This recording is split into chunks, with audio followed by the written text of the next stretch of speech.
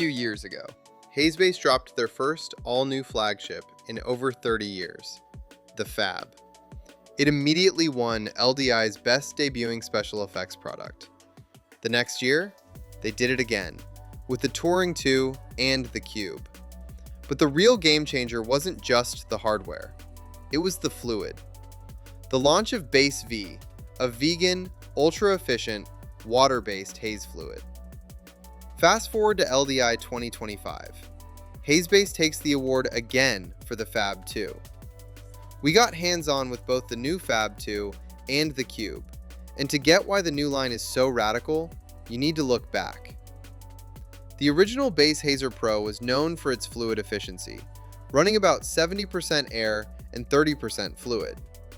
The first Fab took that to an absurd new level, 99% air, 1% fluid. The new FAB2 refines this concept and addresses real-world feedback with a ton of upgrades. A larger air filter, repositioned components for easy front access replacement, more sensors and smarter onboard computers to actively manage airflow, heating, and pumping. The Base V fluid shift is equally as important as the hardware. What did they change? They swapped out glycol for glycerol as the base. Why? It's considered healthier to breathe.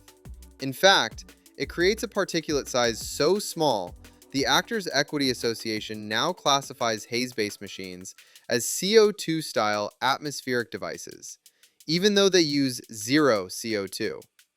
But there's a trade-off. Glycerol can be tougher on internal components over time. That's why they offer easy service packs for both the FAB2 and Cube. You replace key wear components easily, extending the life of the machine without replacing the entire unit.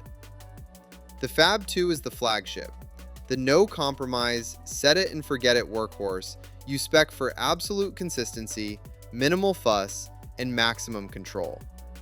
The Cube takes that same core tech and puts it into a compact package.